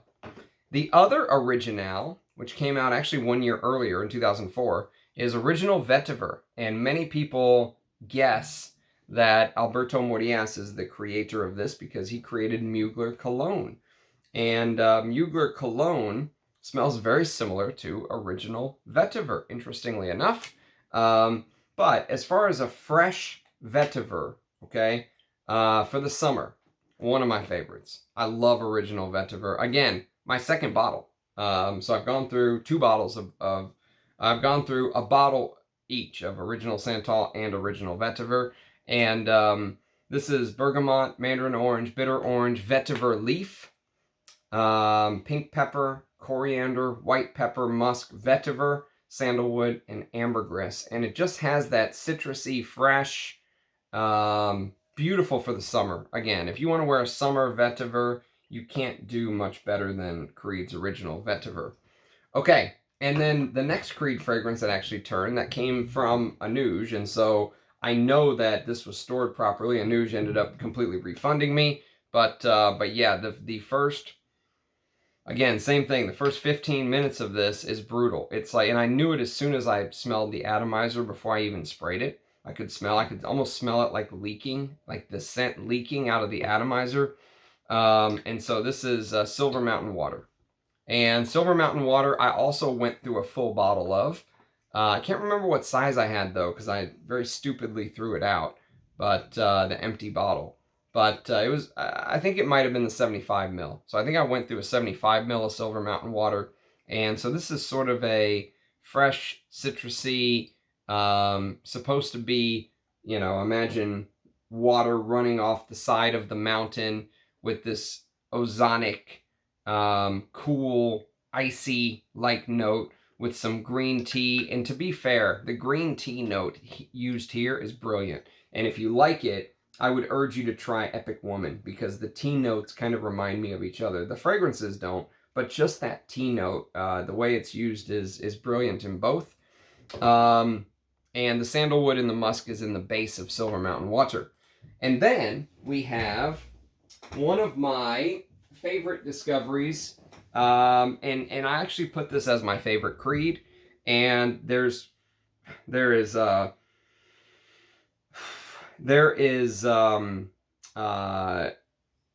tall mountain to climb for someone to dethrone this little bad boy. Because even though this is marketed towards women, I think this is a brilliant fragrance. I think I've recommended this to multiple people who have purchased it. They've come back and said that, yes, they agree. This is, it smells like there's real Mysore sandalwood. It smells like there's real ambergris in here. And this is basically Creed's take on Shalimar, okay? And this is called Venezia. And Venezia is, I think this is a 2013 bottle. So this is about 10 years old. I have some older bottles too. One of them, again, has turned, thanks to Creed. But it was a very mostly used partial.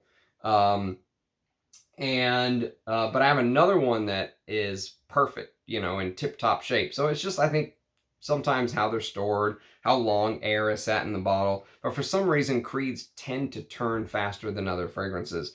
But this is basically a floral oriental fragrance, you could call it. The Bulgarian rose note is beautiful, but that bergamot note in the top, huge amounts of bergamot in the top. And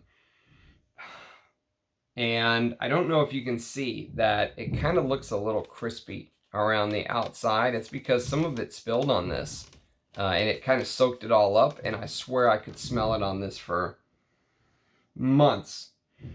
It's so good. Okay, next on the list we have the final Creed, and this is Creed Viking. And again, I went through an entire 100 ml of this, and I ended up, after going through the 100 ml bottle, I ended up buying a flacon, and I got the 500 ml big boy because I never wanted to be without it, and I got the very first 2017 batch, so I'm stoked about that. Some people say this smells like Old Spice, and while there is a passing resemblance, this is on a completely another level to me. You know, this is somewhat in the fougere range, I think, because of the lavender, but maybe like a modernized fougere. I don't know what you would call it, but more of a modernized fougere.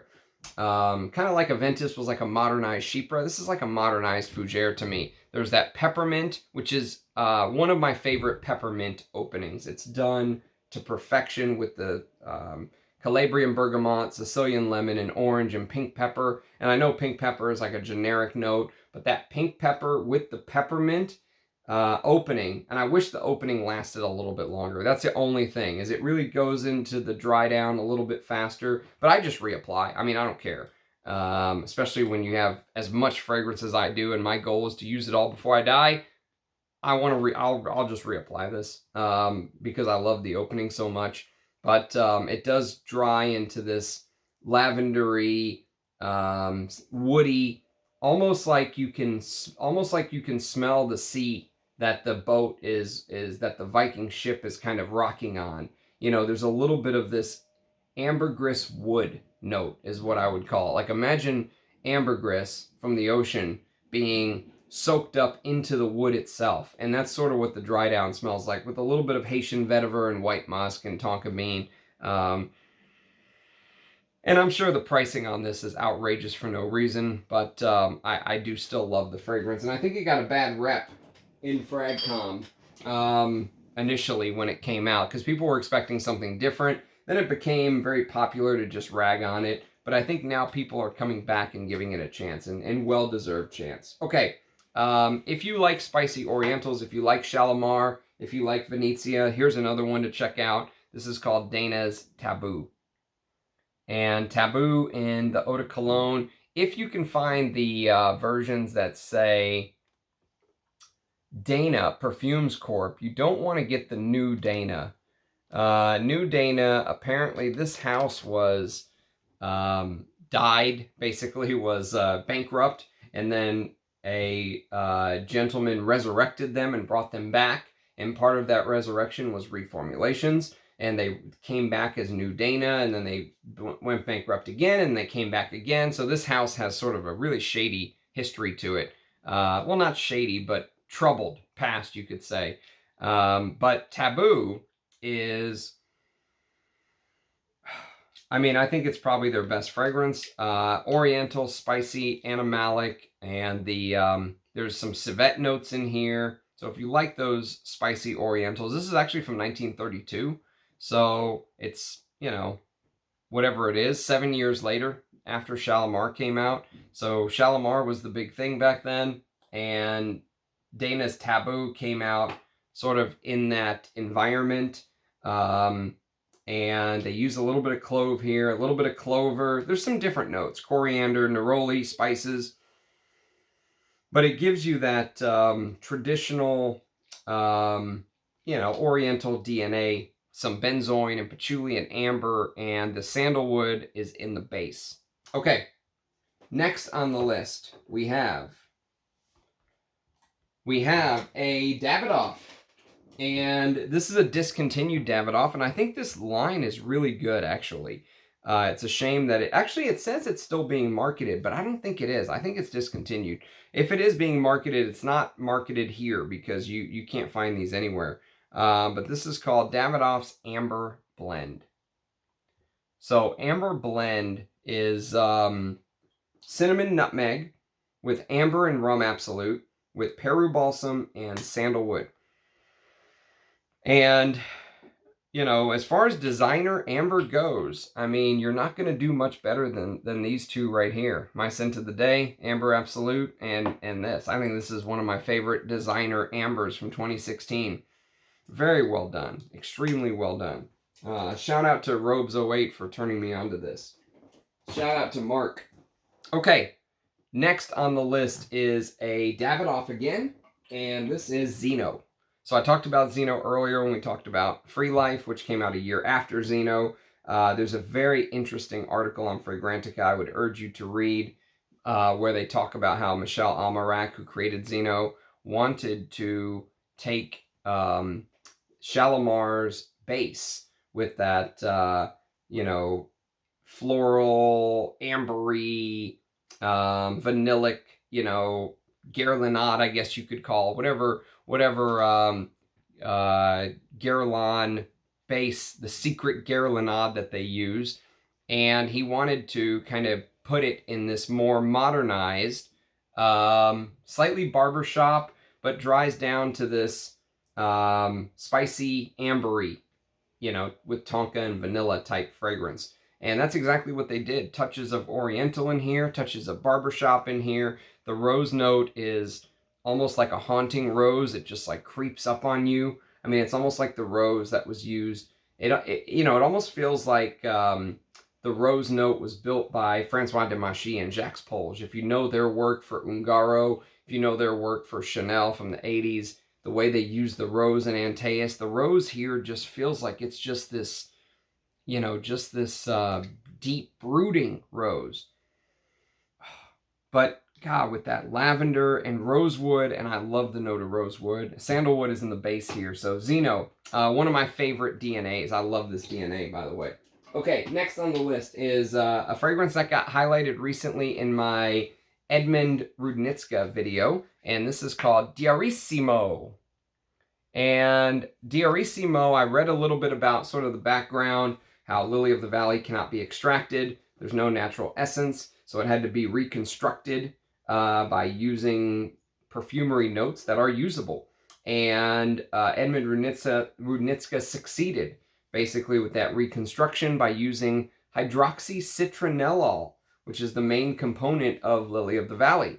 And many people say that the reconstruction was so good that this is his masterpiece. I am not one of them, but I can appreciate this for what it is. Diarissimo from 1956. The sandalwood and civet note are in the base, by the way. And there's other florals in there. Lilac and amaryllis, jasmine and lily and ylang ylang and baronia. But the Lily of the Valley note is what this is really known for. Okay. Next on the list, we have Dior's Dune, the original Dune for women from 1991. And this is aldehydes with Brazilian rosewood and citruses, a beautiful peony note, by the way. Peony is a note that is very underused in perfumery. It's a very soft flower, but it's one of the most beautiful floral smells you'll ever smell. Bertrand Duchaufour successfully used it a couple times in Diamant, and he also successfully used it in a L'Artisan fragrance called Zonka. And this is jasmine, lily, rose, ylang ylang, sandalwood, musk, patchouli, ambergris, benzoin, oak moss, and vanilla. And this has for some reason when I wear this, there's a slight wisp of incense on my skin. But it's woody, it's spicy, just because it's marketed towards women. I think this would easily be unisex today, but give it a shot if you're a guy and, you know, you've never smelled Dune. Beautiful stuff. Okay, next on the list is the original Eau Sauvage from 1966. Not my favorite fragrance, but I can appreciate it. It's citrusy and fresh, lavender. They say there's cumin. I don't really get much cumin. That's why I feel like maybe the vintage, you know, was more to that Edmund Rudnitska style. You know, Rudnitska liked to shock you. He liked you to be shocked when you first smell one of his fragrance, almost off-put, almost put off. And, you know, he wanted the fragrance to put you off, to challenge you. And I could see if there was more cumin in here, maybe the opening would be more like a Eau de Hermes, where, you know, you get a huge blast of cumin and animalics, and this just kind of opens up pleasant and citrus. And this is a 20-year-old bottle, but maybe it's just not old enough to have the true cuminy animalic effect. But the sandalwood's in the heart. There's this oak moss with vetiver in the base. And if I'm going to wear that, I'll usually try to wear that in the warm weather, which it's starting to get there. Slowly but surely, we're going to be in summer in Texas in no time. And probably the best Dior, one of the best Dior designers. Jules is probably my favorite, but this is Fahrenheit. And Fahrenheit is so damn good. You know, everyone talks about the leather accord. Everyone talks about that gasoline accord. You know, this 80s gas station vibe. But no one talks about the florals in here. There's a ton of florals in Fahrenheit. There's chamomile, and there's hawthorn, and there's lily of the valley, and jasmine, carnation, and honeysuckle. But God, that leathery dry down, what a fragrance. And the sandalwood is in the heart in Dior Fahrenheit. Okay, next on the list, probably one of my favorite privés, and this is Leather Oud. And I think that the rumors of reformulation are very overblown with Leather Oud. You know, I've never smelled the vintage, but to me, this is a fantastic fragrance. I don't get any sort of sand note or anything like that Fragrantica says. I just get mostly oud with leather and civet and a little bit of this beeswaxy honey with some birch tar and some clove and maybe a little bit of vetiver in the dry down. It lasts forever on my skin. It's leathery and animalic, and the sandalwood note is here as well. But it's overshadowed by some of the other notes, but I'm just glad to have this in any form. In any form. I think this is a 2000 and what is this? This is a 2018 bottle, I think. So yes, leather oud. Probably one of my favorite privets. Probably my favorite privet. And then there's another privet called Santal Noir. And this is a little decant that I managed to secure. Turkish Rose, Ambrette, and Sandalwood. There's a little bit of, I reviewed a fragrance recently called Spice Blend. You can go check out my review of that, Dior, if you would like. And there's a little bit of this Spice Blend weird DNA. I wonder if it's the rose sandalwood. I don't know what it is. But there is a little bit of similarity between the privets from 18, 19, 20, 21. It really felt like Francois Demachy was asleep at the wheel. Like he just gave no fucks. Sorry. That I will have to put a dollar in the curse jar for. Trying not to curse. We want this to be a family-friendly show. Okay, next on the list we have a diptyque. And look at this little baggie I found. That goes with it. A diptyque baggie for 34 Boulevard Saint-Germain. And I'll tell you what, I actually really like the way that diptyque does vanilla. And I know they're no Guerlain. No one is. Guerlain is the king. They're the goat of vanilla. Hands down. No one does vanilla like Guerlain. And I don't think anyone ever will. But for, you know, runner-up, let's say, you have to give diptyque some credit here. I like their scents. You know, this is pink pepper, sandalwood, and vanilla. It's kind of a creamy, vanillic sandalwood, woody, and a little bit spicy. You know, I think there's some other notes here that, you know, diptyque is obviously playing coy with the notes. But it's got the magnetic cap, and I like the presentation. The EDT bottle, apparently the atomizer tube is supposed to look like a wick in a candle. You can't really see this one because it's gradient bottle. But yeah, for a spicy, woody, it's not bad. I mean, it's designer-ish, but it's not bad. I like it. I like it for what it is. The sandalwood is nice too. You know, you could put an asterisk next to this one if you're okay with the designer-ish sandalwood. Okay, next on the list is going to be another diptyque, and this is the sandalwood, I guess, to really put an asterisk next to. This is Tam Dao. And I don't think there's any real sandalwood in this. This is the Eau de Parfum. It's they list Mysore sandalwood, but it, you know, it has that designer sandalwood feel to me, that Javanol-like feel, whatever sandalwood note they use, or whatever synthetic sandalwood that they're using. That's what it smells like to me. I'm not saying there isn't any real sandalwood in here. Please don't sue me, diptyque. I'm just saying that it doesn't smell real to me. Cypress, cedar, and coriander is the notes that are surrounding the Mysore sandalwood. But this is the one I guess you should really put an asterisk next to. Tam Dao. That's the one that is their true sandalwood scent. Okay, next on the list is going to be a discontinued fragrance that I'm kicking myself for not getting a full bottle of. I mean, I'm working on my decant, so whatever. But this is Oud Infini. I should have got a bottle when it was at discounter still, and I could have got a good deal on it. But I missed my chance. This is Laotian Oud with May Rose and Tunisian orange Blossom. How about that color? Love that. Love that color. Mysore Sandalwood. And do I think Ducita was using real Mysore Sandalwood in 2016? No. My guess is that it's a Mysore Sandalwood Accord with Civet, Bourbon Vanilla Absolute, and Musk. And there's a lot of musk in this. You will pick up a lot of musk. It's musky. It's a musky, animalic, you know, Civet-y, Laotian Oud rose. And very well done. Very well done. Well enough done, I wish I would have picked up a full bottle.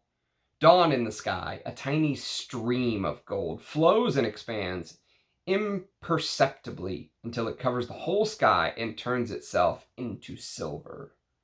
So, I'm happy to have this. Happy to have what I have. But I do think it's full bottle worthy. Really liked Oud Infini. Okay, next on the list is going to be an Estee Lauder, and another fragrance that's targeted towards women, but completely, totally wearable by men. This is called Knowing. And Knowing is a floral chypre from 1988. Ellie Roger created this. This is the kind of stuff that, I think Roja would try to make today and put in a $1,000 bottle. It's a true chypre. Beautiful oak mossy, vetiver, sandalwood, dry down. The florals in this are mouth-watering. Tuberose, mimosa, plum, pittosporum, rose, jasmine, orange blossom, and patchouli. And it is, look at the color of the juice. It's beautiful. It's fantastic. It's complex. It changes a lot. That fruity plum is, it's just that floral heart, that floral touch might put some guys off. But if you're a chypre lover, do give this a shot. It is, it's fantastic. Fantastic. Beautiful. Whatever you would like to call it. Okay. Next on the list is a Estee Lauder, and this is also a chypre, and it's got green touches for men from 1985. This is Lauder for Men, and Lauder for Men is galbanum in the opening, but there's this sparkliness to it, almost like you poured some, orange juice in some Sprite, and it kind of fizzes and bubbles up when you put the OJ in.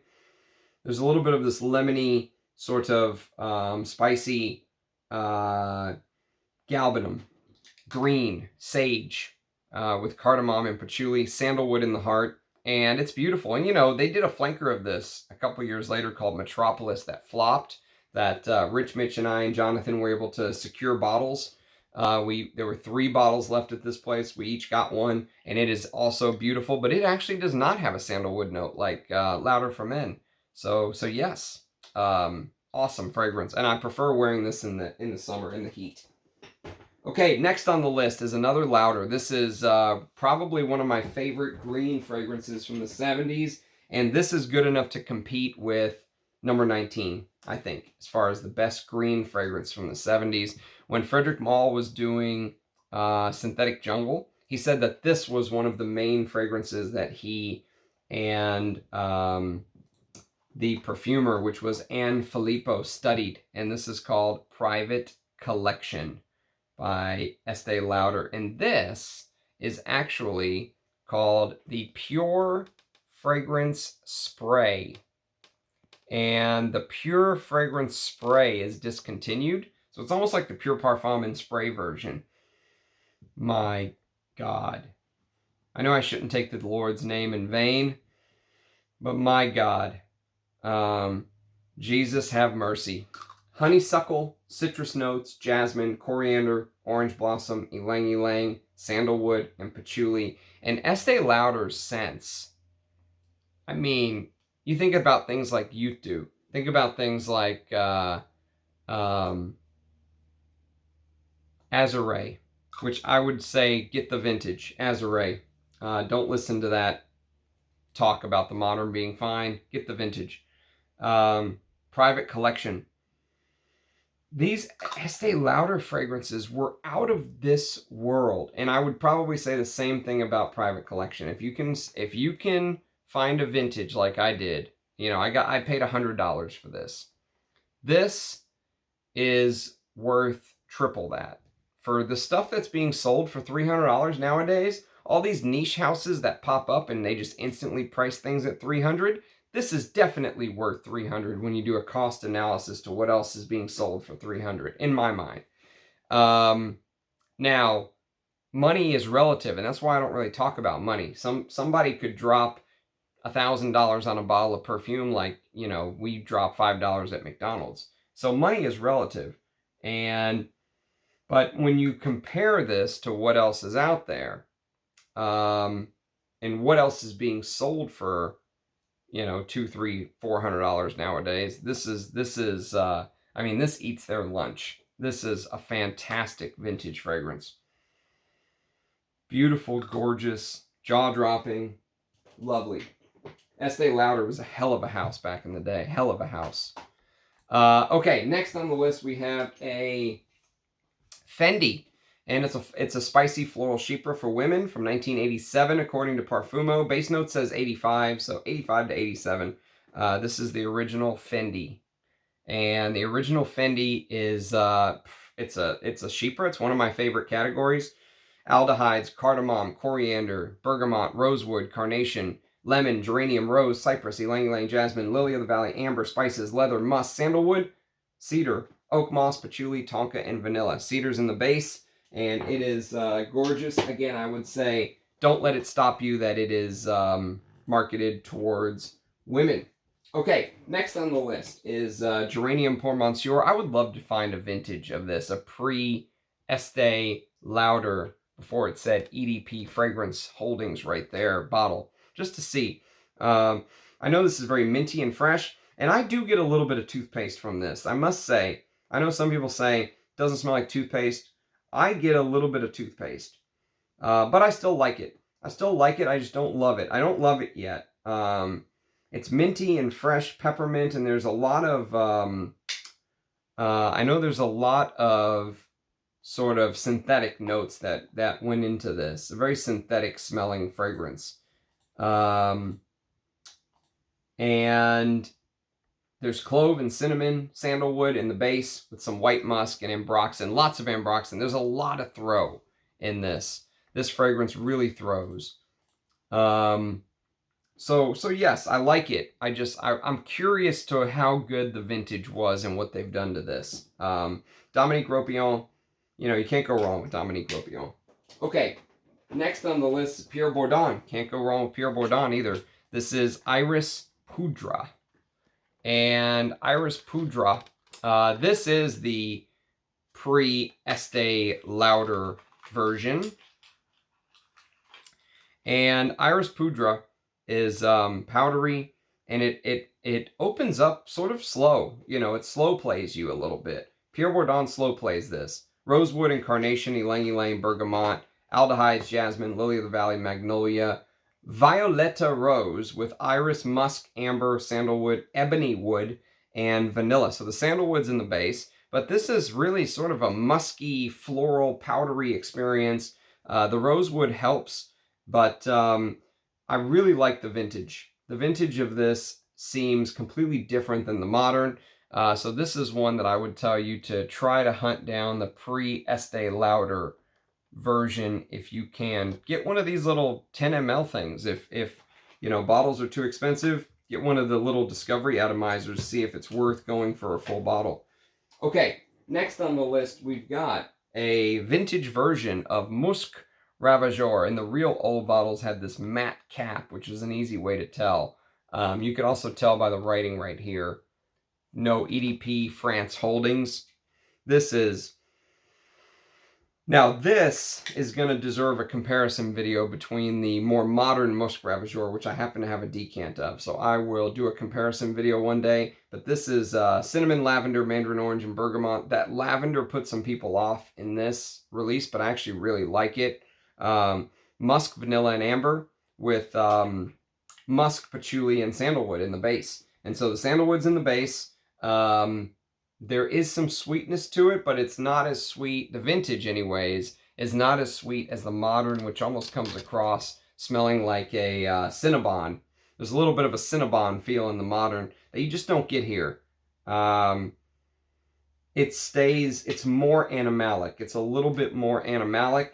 And the sweetness, that sort of sweet cinnamony feeling is toned down in the vintage. And finally, we have Noir Apis. And Noir Apis is a Michelle Rudnitska. Again, this is one I would urge you to go find a vintage of. It's almost like night and day. The new one has this weird watery aspect to it. I didn't like it at all.